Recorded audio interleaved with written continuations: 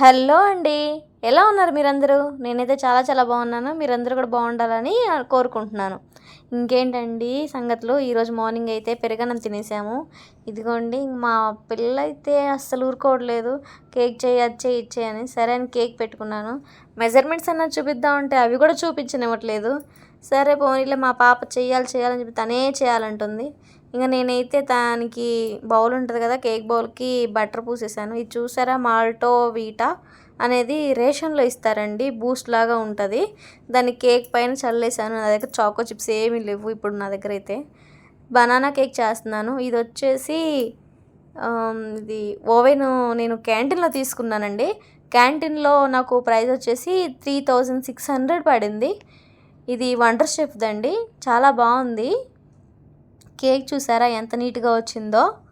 అస్సలకి పైన అతుక్కోవడం కానీ ఏమీ లేదండి. కేక్ని ఎప్పుడైతే మనం మంచిగా బీట్ చేస్తామో ప్రతి ఒక్కటి, షుగర్ కానీ ఆయిల్ కానీ, అలాంటప్పుడు అతుక్కోదు, మంచిగా కుక్ అవుతుంది కూడా, చాలా బాగుంటుంది. కొంచెం నేను టైం ఎక్కువ పెట్టేశాను.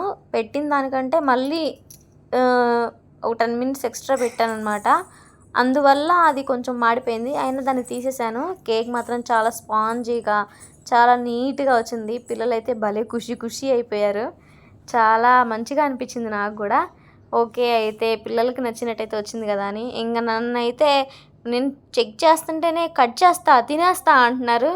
ఓకే అని చెప్పేసి కొంచెం చల్లారనిచ్చి ఆ తర్వాత కట్ చేసి ఇచ్చాను చెరొక పీసు.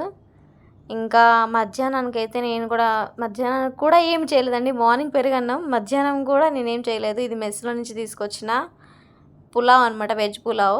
దానికి కాంబినేషన్గా శనగలు కొరిచారు. మేము అస్సలు తినలేదండి, పెరిగేసుకొని తినేసాము. ఇంట్లో కూడా కొంచెం రైస్ వండానులేండి.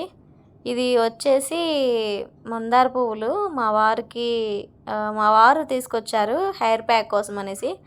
అందులో మందార పువ్వులు, కొంచెం గంజి ఉంటాయి కదా, బియ్యం గంజి, అన్నం వండేటప్పుడు వారుస్తాము. ఆ గంజి కొన్ని మిక్స్ చేసి దాన్ని పేస్ట్ లాగా చేసి హెయిర్ ప్యాక్ వేసుకుంటాను అనమాట.